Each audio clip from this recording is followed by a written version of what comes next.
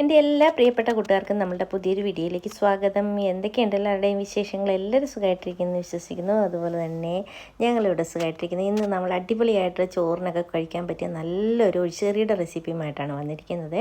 അപ്പോൾ വീഡിയോ കണ്ടുകൊണ്ടിരിക്കുന്ന സമയത്ത് നിങ്ങൾക്ക് എൻ്റെ ചാനൽ ഇഷ്ടപ്പെടുവാണെങ്കിൽ ഒന്ന് സബ്സ്ക്രൈബ് ചെയ്യാൻ മറക്കരുത്.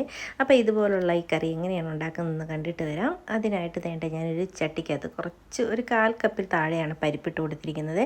കുക്കറിനകത്ത് വെച്ച് വേണമെങ്കിൽ നമുക്ക് പരിപ്പ് വേവിച്ചെടുക്കാം. അതിലേക്ക് 3-4 പച്ചമുളകും കൂടി അരിഞ്ഞിട്ടിട്ടുണ്ട്. പിന്നെ നമ്മളിതിലേക്ക് എടുത്തിരിക്കുന്നത് മത്തങ്ങയാണ്. ഒരു കഷ്ണം മത്തങ്ങ ഞാൻ എടുത്തിട്ടുണ്ട്. ആദ്യം ഞാൻ ഓർത്ത് ഇത് കഷ്ണമായിട്ട് മുറിച്ചിട്ട് പകുതി എടുക്കാമെന്ന് വിചാരിച്ചായിരുന്നു. എന്നിട്ട് പകുതി എടുത്ത് ഞാൻ പാത്ത് വെച്ചു. അതിന് ശേഷം ഞാനത് അരിഞ്ഞെടുത്തപ്പോൾ കുറവാണെന്ന് തോന്നിയപ്പം പിന്നെ ബാക്കിയും കൂടെ ഞാൻ എടുത്ത് അങ്ങനെ മൊത്തവും മത്തങ്ങയും നമ്മൾ ഒന്ന് അരിഞ്ഞെടുക്കുന്നുണ്ട്. അരിഞ്ഞെടുത്തതിന് ശേഷം നമുക്കിത് കഴുകിയിട്ട് നമ്മുടെ പരിപ്പ് വെന്ത് വരുന്ന സമയത്ത് നമുക്കതിലേക്ക് ഇത് കഷ്ണങ്ങളായിട്ട് ഇതുപോലെയാണ് ഞാൻ അരിഞ്ഞെടുക്കുന്നത്.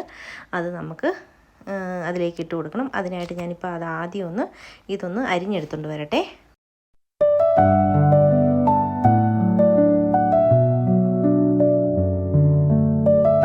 അപ്പോൾ വേണ്ടേ നമ്മുടെ കഷ്ണങ്ങളൊക്കെ അരിഞ്ഞെടുത്ത് കഴുകിയൊക്കെ ഞാൻ വെച്ചിട്ടുണ്ട്. അതിന് ശേഷം നമ്മുടെ പരിപ്പ് വെന്തോന്ന് നോക്കിയപ്പോൾ പരിപ്പ് വെന്ത് വന്നിട്ടുണ്ട്. പച്ചമുളകൊക്കെ നന്നായിട്ട് വെന്ത് വന്നിട്ടുണ്ട്. ഞാൻ തവി കൊണ്ട് ഒന്ന് ഉടച്ചു കൊടുക്കുന്നുണ്ട്.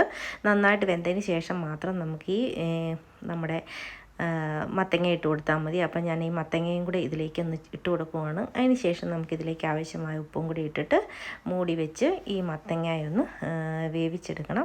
പരിപ്പ് ഓൾറെഡി വെന്തിട്ടുണ്ട്. മത്തങ്ങയും കൂടി ഒന്ന് വെന്ത് വന്നാൽ മതി. അപ്പോൾ അതിനായിട്ട് ഞാനിതൊന്ന് ഇളക്കി കൊടുത്തതിന് ശേഷം കുറച്ച് ഉപ്പും കൂടി ഇട്ടിട്ട് നമുക്കിതൊന്ന് മൂടി വെച്ച് ഒന്ന് വേവിച്ചെടുക്കാവേ.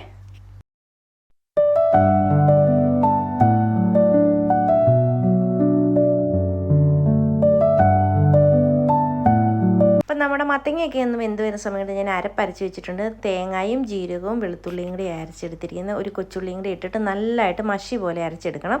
അപ്പോൾ അത് അരച്ചൊന്ന് ഞാൻ വെച്ചിട്ടുണ്ട്. അതിന് ശേഷം നമ്മുടെ കഷ്ണങ്ങളൊക്കെ തുറന്ന് നോക്കിയപ്പോൾ നന്നായിട്ട് വെന്ത് വന്നിട്ടുണ്ട്. ഞാനിതൊന്ന് ഉടച്ചു കൊടുത്തിട്ടുണ്ട്. ഉടച്ചു കൊടുത്തതിന് ശേഷം നമുക്കിതിലേക്ക് നമ്മൾ അരച്ച് വെച്ചിരിക്കുന്ന നമ്മുടെ അരപ്പ് ചേർത്ത് കൊടുക്കാം. നന്നായിട്ട് വെണ്ണ പോലെ അരിഞ്ഞിരിക്കണം ഈ അരപ്പേ. അപ്പോൾ അതുപോലെ ഞാൻ അരച്ചിട്ട് ആവശ്യത്തിനുള്ള വെള്ളവും കൂടെ ചേർത്ത് നമുക്കൊന്ന് ഇളക്കി യോജിപ്പിച്ച് ഇതിൻ്റെ ഉപ്പൊക്കെ ഒന്ന് ശരിയാണോ നോക്കണം. കുറവുണ്ടെങ്കിൽ ഈ സമയത്ത് നമുക്ക് ഉപ്പൊക്കെ ചേർത്ത് കൊടുക്കണം.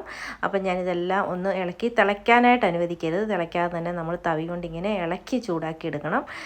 തിളച്ച് കഴിഞ്ഞ് കഴിഞ്ഞാൽ തേങ്ങ ഒന്ന് പിരിഞ്ഞു പോകാനുള്ള ചാൻസ് ഉണ്ട്. അതുകൊണ്ട് നമ്മൾ ഇതേ രീതിയിലൊന്ന് ഇളക്കിയാണ് ഒന്ന് ചൂടാക്കി എടുക്കുന്നത്.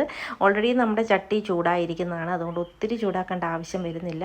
ചെറുതായിട്ടൊന്ന് ആവി വരുന്ന സമയത്ത് നമുക്കറിയാമല്ലോ, ആവി വരുന്ന സമയത്ത് നമുക്കിത് ഓഫാക്കി കൊടുക്കാം. അപ്പം ഞാൻ ഇതിൻ്റെ ഉപ്പൊക്കെ നോക്കിയപ്പോൾ ഉപ്പെല്ലാം കറക്റ്റായി വന്നിട്ടുണ്ട്. അപ്പോൾ ഇനി നമുക്കിത് അടുപ്പിൽ നിന്ന് മാറ്റി കൊടുക്കാം. അതിനുശേഷം നമുക്കിതിലേക്കുള്ള കടുകൊന്ന് താളിച്ചെടുക്കണം. അതിനായിട്ട് ഞാൻ ആവശ്യത്തിനുള്ള വെളിച്ചെണ്ണ നമ്മുടെ ഒരു പാനിലേക്ക് ഒഴിച്ചു കൊടുത്തിട്ടുണ്ട്. അതിലേക്ക് നമുക്ക് 1 ടീസ്പൂണോളം കടുക് ഇട്ട് കൊടുക്കാം.